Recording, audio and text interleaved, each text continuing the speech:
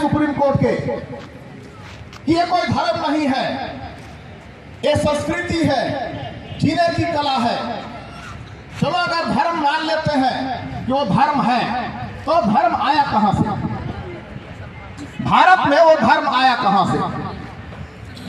जैसा आप पढ़ते हैं किताबों में, इतिहास के किताबों में, आप में से कई लोग शिक्षक होंगे, आप पढ़ाते भी होंगे, आप स्कूल में कॉलेज में पढ़ते हैं। इतिहास में लिखा है कि 2500 साल पहले, 2500 साल ईसा पूर्व, ईसा मसीह के जन्म के 2500 साल पहले भारत में आर्य आए, ऐसा आप पढ़ते हैं। उसके बाद आप पढ़ते हैं भारत में मुगल आए, आप पढ़ते हैं भारत में अंग्रेज आए, अंग्रेज आए, अंग्रेज चले गए, आर्य आए, गए या नहीं गए? आने का इतिहास में आने का लिखा है, पर जाने का नहीं लिखा है। तो आखिर में आज ये आर्य है कौन? भारत में एक आर्य समाज का गठन हुआ था, जिसको दयानंद सरस्वती ने गठन किया था। उनका मूल नाम है, सही नाम है मूल शंकर तिवारी। इन्होंने आर्य समाज का गठन किया। साफ तौर से जाहिर है कि आज का जो ब्राह्मण जाति है भारत में, वही मूलतः आर्य है। ये आर्य यूरेशिया से भारत में आए और वे भारत के मूल निवासियों को गुलाम बनाए और धर्म के आधार पर जातियां बनाई और जाति के आधार पर उनको टॉर्चर किया गया। और इसी अन्याय और अत्याचार की वजह से जब अन्य समानता के धर्म भारत में आने लगे, तब लोगों ने उस समानता के धर्म को अपनाया। आज संविधान के रहते हुए अगर आपके साथ धर्म के नाम पर अत्याचार होता है, जबकि संविधान के आर्टिकल 25 में अबाध रूप से धर्म को मानने, आचरण करने और यहाँ तक कि उस धर्म के मूल्यों का प्रचार प्रसार करने का भी अधिकार भारत के संविधान ने दिया है, तो आखिर ये कौन लोग हैं जो आपको धर्म मानने से रोकते हैं? आखिर ये कौन लोग हैं जो संविधान को नहीं मानते? आखिर ये कौन लोग हैं जो धर्म को मानने पर मारते पीटते हैं? आखिर कौन लोग हैं जो धर्म को मानने पर धर्मांतरण जैसे झूठी आरोप लगा करके उन पर FIR दर्ज करते हैं? और आज तक सिद्ध नहीं हो पाया कि किसी ने किसी का धर्म प्रलोभन के द्वारा या दबाव के द्वारा किसी का धर्म परिवर्तन किया। मैं ये कह सकता हूं कि आज अगर कहा जाए तो लाठी डंडे मार करके लोगों को धर्म में, अर्थात हिंदू धर्म में लाने का काम किया जा रहा है। जबरदस्ती घर वापसी करके उनको हिंदू धर्म में लाया जा रहा है। इसका विरोध कौन करेगा? आज हम भारत मुक्ति मोर्चा के लोगों को, जो भारत के SC ST OBC माइनॉरिटी को संगठित कर रहा है, अगर आप संगठित हो जाएंगे, निश्चय हम इसका भी विरोध करेंगे और तरीके से करेंगे, क्योंकि जब हम विरोध करेंगे उसका जवाब इनके पास नहीं होगा। ये शासन सत्ता में बैठकर शासन सत्ता के शक्ति का दुरुपयोग करते हैं और हमारे ऊपर अत्याचार करते हैं।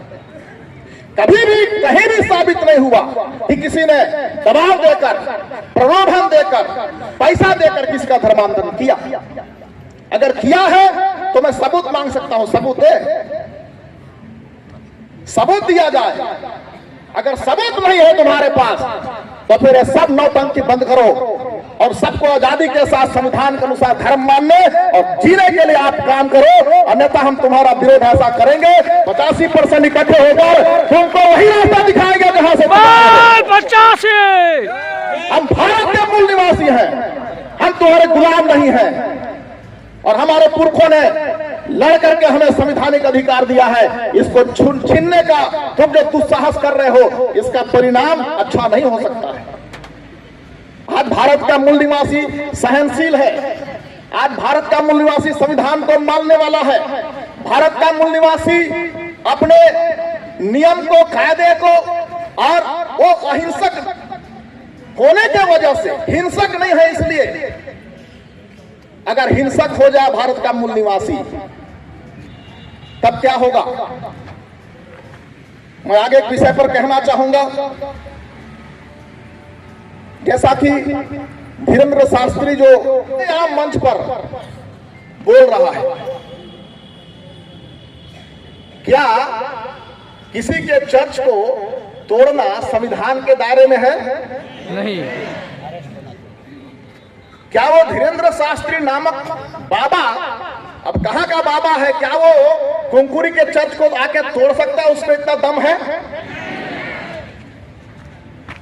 लेकिन वो बोल रहा है खुलेआम। उसको रात रात तक बोलने के लिए शासन प्रशासन उसको समय दिया हुआ है, बंद नहीं करवा रहा है, मनमाना बोल रहा है, उस पर कोई नियम नहीं है। लेकिन हम मूल निवासियों को दबाया जाता है, हमेशा हम मूल निवासियों को कमजोर किया जाता है।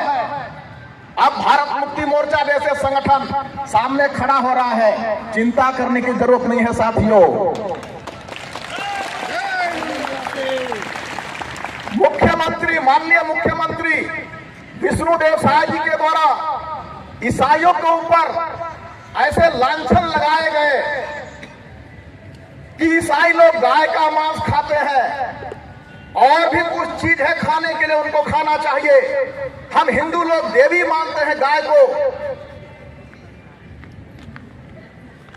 आप आरटीआई लगा करके जसपुर के कलेक्टर महोदय के ऑफिस में जानकारी मांगिए कि भारत देश आज दुनिया का नंबर 1 देश बन गया है गाय का मांस विदेश में बेचने वाला। कलेक्टर महोदय को आवेदन लगाइए आरटीआई के माध्यम से और बोलिए कि जो व्यक्ति फैक्ट्री बनाकर, बड़े बड़े फैक्ट्री बनाकर विदेशों में लाखों टन गाय का मांस बेच रहा है, उसका नाम, उसकी जाति, उसका धर्म हमें कृपया देने का कष्ट करें।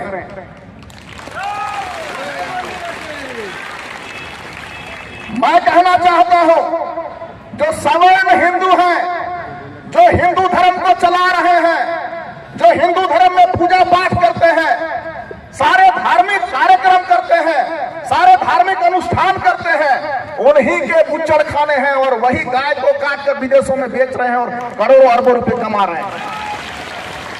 अगर वे ऐसा कर रहे हैं तो ईसाइयों के ऊपर तुम किस तरह दोष लगा सकते हो?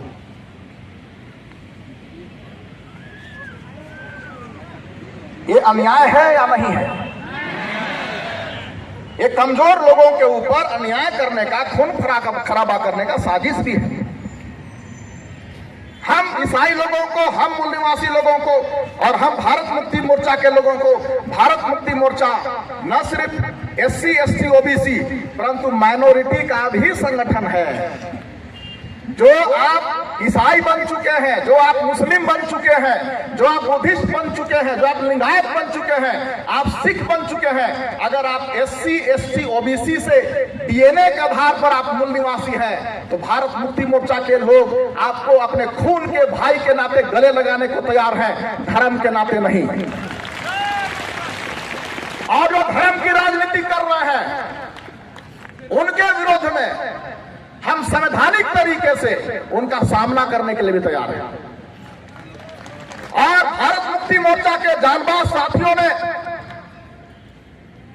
केस दायर करने के लिए कुंकुरी थाने में आवेदन लगाया है। अभी तक कोई जानकारी नहीं है कि FIR हुआ या नहीं हुआ। अगर नहीं हुआ तो आने वाले समय में भारत मुक्ति मोर्चा, SC के लोग, ST के लोग, OBC के लोग, हम लोग कुंकुरी थाना का घेराव भी करेंगे। बच्चा से और जब बीफ एक्सपोर्ट करने वाले, गाय का मटन विदेश में बेचने वालों को लिस्ट आएगा, तब हम लोग मुख्यमंत्री का कार्यालय जो विधानसभा होता है उसका भी छत्तीसगढ़ में घेराव करेंगे कि आपने जो ईसाइयों को गाय खाने की लांछन जो लगाया है, हमने लिस्ट निकलवाया है, भारत सरकार का लिस्ट है, ये लोग गाय का मांस काट करके विदेशों में बेच रहे हैं, तुम सार्वजनिक रूप से माफी मांगो। भारत मुक्ति मोर्चा पूरे भारत में हम मूल निवासियों के आजादी के लिए काम कर रहा है साथियों। हमें डरने की जरूरत नहीं है, हमें सामने आने की जरूरत है। और धर्म के नाम पर, जाति के नाम पर जितना संगठन बनाए हैं, मैं आह्वान करता हूं, आप भारत मुक्ति मोर्चा में आकर के विलीन हो जाइए, एक मंच पर आइए, फिर हम दुश्मनों का सामना ऐसा करेंगे कि हम हमेशा के लिए आजाद हो जाएंगे। भारत में हम हमेशा के लिए आजाद हो जाएंगे।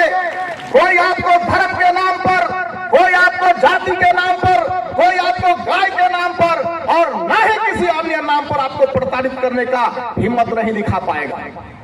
मैं वादे के साथ कहता हूं, सारे एसटी, एससी, ओबीसी के लोग और धर्म परिवर्तित मूल निवासी लोग एक मंच पर भारत मुक्ति मोर्चा के बैनर तले आ जाइए।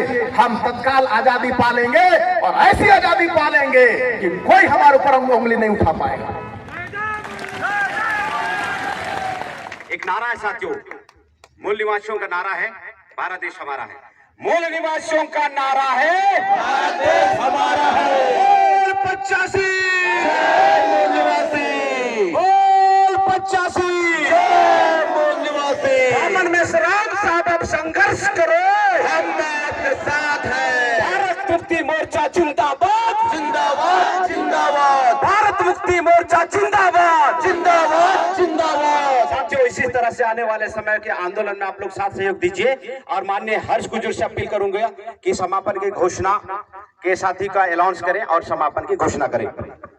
भारत मुक्ति मोर्चा एवं राष्ट्रीय किसान मोर्चा के संयुक्त तत्वाधान में एक दिवसीय जन जागृति एवं संवैधानिक प्रबोधन कार्यक्रम में शिरकत किए हुए दूर दराज से, जनपद से, ब्लॉकों से, जशपुर जिलों से, अन्य जिलों से आए हुए समस्त मूल निवासी क्रांतिकारी साथियों को सर्वप्रथम आप लोगों को भारत मुक्ति मोर्चा की तरफ से बहुत बहुत धन्यवाद।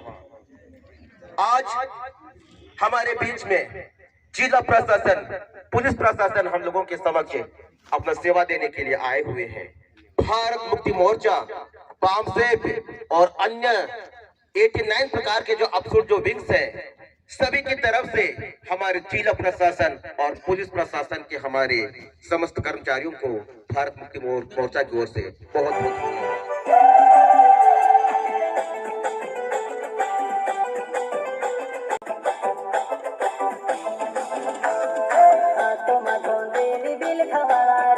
आदिवासी जंगल रखवाला रे, आदिवासी जंगल में रह गया, आदिवासी जंगल रखवाला रे।